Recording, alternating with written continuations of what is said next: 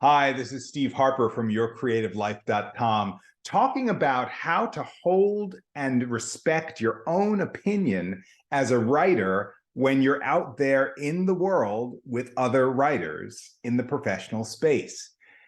So if you're a civilian, if you're not in the industry at all, it's perfectly fine and perhaps natural, although perhaps maybe not the nicest thing to do, to have lots of critical opinions about everything you see.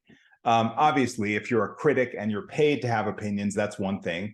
But it's something else to get on social media and say, that show is trash, that writer sucks, that director should be shot, all those sorts of things that we hear all the time, but that don't really respect the fact that those writers and creators, those artists, are actually real people out in the world.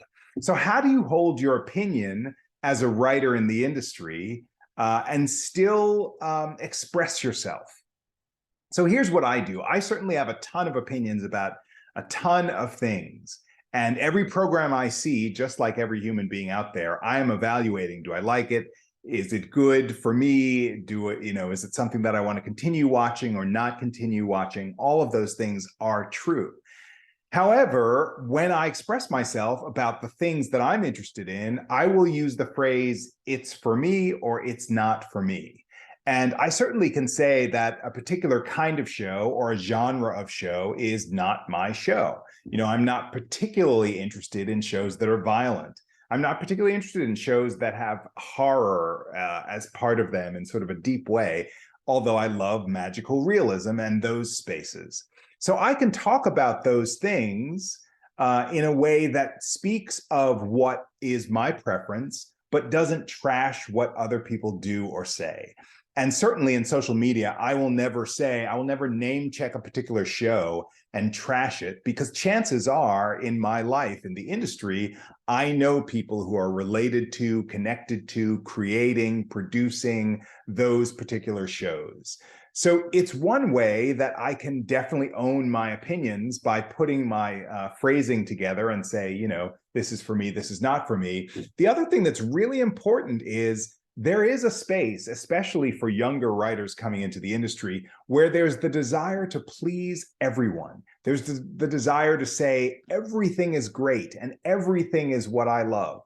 But the truth is, if I don't zero in on what my likes are, on what my mojo is, on what is good for me in the writing sense, good for me in the pocket of my creative genius, then I'm really discounting who I am, and I'm not really distinguishing myself among the people who might hire me. So to say to somebody, I'm not really into this particular, say, violence or horror, but I love zeroing in on human characteristics and human desire, and I'm really fascinated by characters who want to help other characters move to a different space in their lives, then I certainly open myself up for people to know what I'm particularly interested in, what gets me going, and that makes it clear for somebody hiring whether or not the flavor of what I bring specifically, opinions and all, will fit into the landscape of what they want.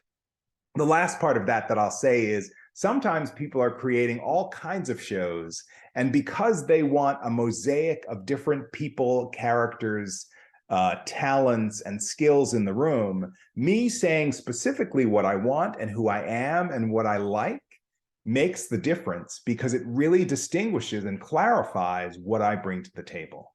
I encourage you to find your way to express yourself, to say what's true about you in terms of your art, but not to trash other people or other circumstances or other genres that are other than the things that you are most excited about.